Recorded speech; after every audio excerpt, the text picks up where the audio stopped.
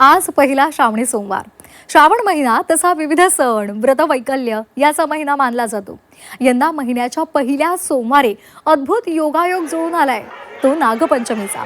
आणि त्यामुळे आजचा दिवस भगवान शिवाच्या भक्तांसाठी मोठी पर्वणी आहे. आणि हीच पर्वणी साधण्यासाठी भाविकांनी महादेव मंदिरात दर्शनासाठी मोठी गर्दी केली आहे. दिवसाची सुरुवात देवदर्शनाने व्हावी म्हणून भाविकांनी पहाटेपासूनच मंदिराबाहेर रेघ लावलेली आहे. राज्यासह देशभरातील महादेवाची मंदिरं भाविकांनी अक्षरशः फुलून गेली आहेत.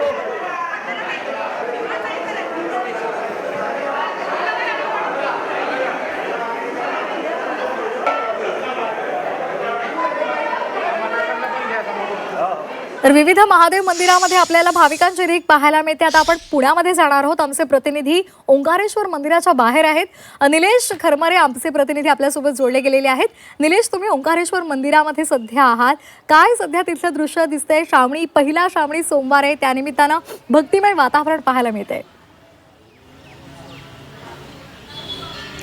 खरं तर हा योगायोग म्हणावा लागेल, कारण श्रावणातलाच पहिला सोमवार आहे आणि आजच नागपंचमी असल्यामुळं पुण्यातील मध्यवर्ती ठिकाणं असलेल्या ओंकारेश्वर मंदिरामध्ये सकाळपासून या ठिकाणी भाविकांची गर्दी जी आहे ती मोठ्या प्रमाणात पाहायला मिळत आहे. खरं तर हे मंदिर जे आहे हे धार्मिक आणि ऐतिहासिक दृष्ट्या याला वारसा लाभलेलं हे असं पवित्र मंदिर आहे. आणि या मंदिराचं वैशिष्ट्य म्हणजे या मंदिराला 9 कळस आहे. खरं तर हे मंदिराची स्थापना जी आहे ती 1800 शतकात सुरू झाली होती आणि पेशवा काळांमध्ये ते जवळपास 1700 सालामध्ये ते पूर्ण करण्यात आलं होतं. म्हणून असा त्याला एक ऐतिहासिक वारसा सुद्धा लाभलेला आहे. दगडी बांधकामातलं हे मंदिर आहे आणि याच ठिकाणी नागोबाचं सुद्धा एक मंदिर आहे. त्यामुळं आज नागपंचमी असल्यामुळं अनेक पुणेकर जे आहेत ते या नागोबाचं आणि महादेवाचं दर्शन घेण्यासाठी मोठ्या प्रमाणात या ठिकाणी दाखल झालेले आपल्याला पाहायला मिळतात. खरं तर पुण्यातला मध्यवर्ती ठिकाण आहे आणि मुठा नदीच्या किनारी असलेलं हे पवित्र असं मंदिर आहे. महत्त्वाचं म्हणजे ज्यावेळेस पानशेत धरण फुटलं होतं त्यावेळेस हे पूर्ण मंदिर जे आहे ते पाण्याखाली गेलं होतं. मात्र दगडी बांधकाम असल्यामुळं आणि स्थापत्यकलेचा एक वेगळा अनुभव असल्यामुळे या मंदिराला कोणत्याही प्रकारचा धोका त्यावेळेस निर्माण झाला नव्हता.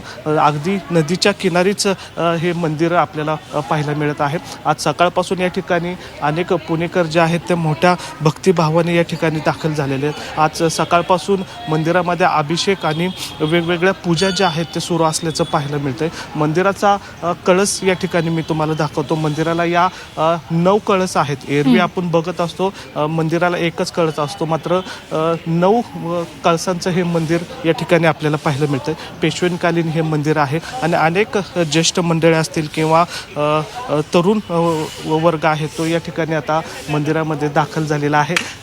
ताई, काय सांगताल? आज वेगळा योग आपल्याला पाहायला मिळतोय. नागपंचमी पण आहे आणि श्रावणी सोमवार पण आहे. दर्शन झालं का? पहिला झालं ना, छान झालं दर्शन, मस्त. हा, गर्दी नाही, काही नाही, अगदी व्यवस्थित झालं. पाऊस सुद्धा खूप प्रसन्न वाटतंय.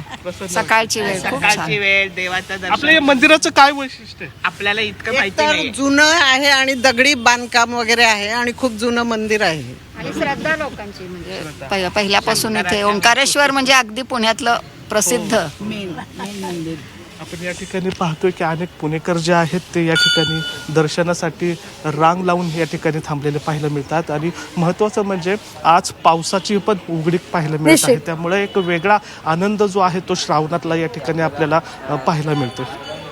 अगदी त्यामुळे आणि हाच योगायोग साधून अनेक जण सध्या शिवमंदिरात येत आहेत आणि भगवान शंकरांच्या पुढे नतमस्तक होत आहेत आणि त्यांना प्रार्थना करतायत. धन्यवाद आपण दिलेल्या या सविस्तर माहितीसाठी.